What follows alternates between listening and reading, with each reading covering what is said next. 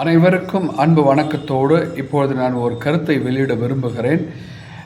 இது மத சம்பந்தப்பட்டது என்று நீங்கள் கருதிவிடக்கூடாது. ஒரு மதத்தினுடைய உரிமைகள் என்பதை குறித்து நான் இங்கே பேசவில்லை. ஒட்டுமொத்தமான மனித சமுதாயத்தினுடைய மனித உரிமை என்ற அடிப்படையில் இந்த கருத்தினை நான் இங்கே வெளியிடுகிறேன், பதிவு செய்கிறேன். என்னவென்று சொன்னால், அண்மையில் ஒன்றிய அரசு வெளிநாட்டு நிதி ஒழுங்கு சீர்திருத்த சட்டம் என்று ஒன்று கொண்டு வருகிறது. FCRA, foreign contribution regulation act என்ற ஒரு சட்டத்தின் அடிப்படையில் அது திருத்தி ஒரு மசோதாவை கொண்டு வர வேண்டும் என்ற அடிப்படையில் இப்பொழுது ஒரு சட்டத்தை கொண்டு வர இருக்கிறார்கள். அது பாராளுமன்றத்தில் தோல்வி அடைந்ததினால இப்பொழுது கூட்டுக்குழுவுக்கு அனுப்பியிருக்கின்றார்கள்.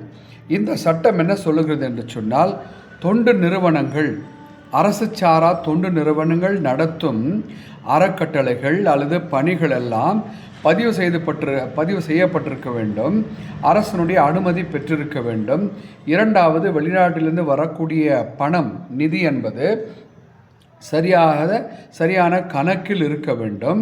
அதே போல சில அறக்கட்டளைகள், தொண்டு நிறுவனங்கள் பதிவு செய்யப்படாமலேயோ அல்லது மீண்டும் அது புதுப்பிக்கப்படாமலேயோ இருந்தால், அது ஒருவேளை செயல்படாமல் இருந்தால், அப்படிப்பட்ட நிறுவனங்களுடைய, தொண்டு நிறுவனங்களுடைய சொத்துக்கள் எல்லாம் பறிமுதல் செய்யப்படும் அரசினால் என்று ஒன்றிய அரசு கொண்டு வந்திருக்கிறது. இன்னொன்று ஒரு ஒரு வரியையும் சேர்த்திருக்கிறார்கள். அதாவது வெளிநாட்டிலிருந்து கொண்டு வரக்கூடிய, கொணரப்படக்கூடிய அல்லது பெறக்கூடிய அந்த பணம் என்பது மத மாற்றத்திற்காக செலவழிக்கப்படக்கூடாது என்கின்ற ஒரு வரியையும் ஒரு நிபந்தனையும் விதித்திருக்கிறார்கள். இது யாரை குறிக்கிறது என்பதை நீங்களே நன்றாக தெரிந்து கொள்ள வேண்டும். இந்தியாவில் காஷ்மீரிலிருந்து கன்னியாகுமரி வரைக்கும் பல தொண்டு நிறுவனங்கள் இருக்கின்றன. எல்லா மதங்களிலும் தொண்டு நிறுவனங்கள் இருக்கின்றன. இந்துக்கள் நடத்தக்கூடிய, பிஜேபி RSS நடத்தக்கூடிய தொண்டு நிறுவனங்கள் இருக்கின்றன. கிறிஸ்தவ மதத்தினர், போதகர்கள் அல்லது பொதுநிலையினர் நடத்தக்கூடிய தொண்டு நிறுவனங்கள் இருக்கின்றன. இஸ்லாமியர்களும் நடத்தக்கூடிய தொண்டு நிறுவனங்களும் இருக்கின்றன. அரசு சாரா இந்த தொண்டு நிறுவனங்கள் எல்லாம் மனிதநேய பணியில் தான் ஈடுபட்டு கொண்டிருக்கின்றன என்பது ஓர் உண்மை. அதில் பல குளறுபடிகள் ஆங்கும் எங்கும் இருக்கிறது, அதை யாரும் மறுக்க முடியாது தான். ஆனால் இந்த சட்டம் என்பது குறிப்பாக கிறிஸ்தவர்களையே சீண்டி தோண்டி அவர்களையே பாதிக்கப்படக்கூடியதாக இருக்கிறது என்று கிறிஸ்தவர்கள் மட்டுமல்ல, பிற மதத்தினரும் கூட கருதுகின்றனர். ஏனென்றால் மனிதநேய பணி, பிறரன்பு பணியை அதிகமாக செய்கிறது கிறிஸ்தவ தொண்டு நிறுவனம்தான் என்றால் மிகையல்ல. இந்த ஒரு அடிப்படையில் பார்க்கிற பொழுது கிறிஸ்தவர்களையே இவர்கள் தாக்குகிறார்கள். கிறிஸ்தவர்கள் மதமாற்றம் செய்கிறதாக குற்றம் சுமத்துகிறார்கள். அன்பர்களே, நான் உங்களை கேட்கிறேன், புனித தோமையார், இயேசுவினுடைய 12 சீடர்களில் ஒருவரான தோமையார் கேரளாவின் கேலிக்கட் பகுதிக்கு வந்து அவர் மீண்டும் அங்கிருந்து பயணித்து சென்னைக்கு சென்று அங்கே சில நற்செய்தி பணிகளை எல்லாம் அறிவித்து அங்கே ஈட்டியால் கொல்லப்பட்டார்.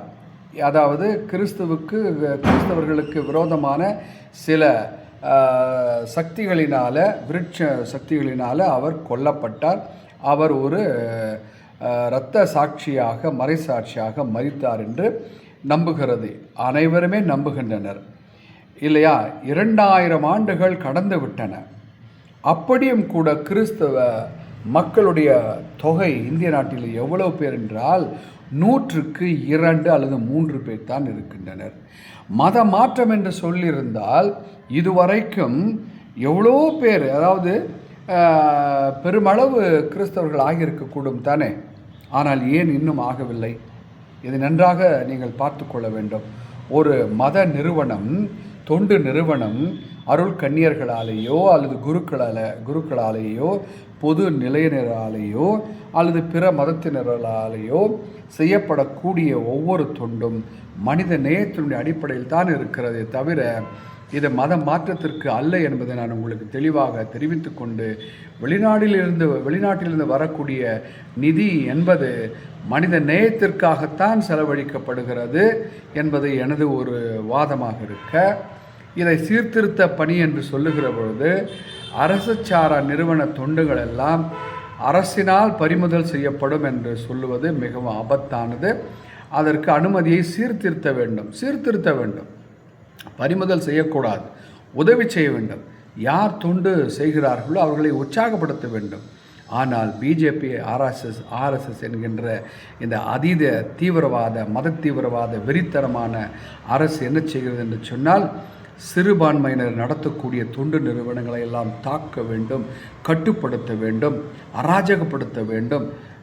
அதிரடை படையர் என்பது போல அவர்களை மிகவும் கொடுமைப்படுத்த வேண்டும் என்ற நோக்கினால் இந்த சட்டம் கொண்டு வரப்பட்டிருக்கிறது.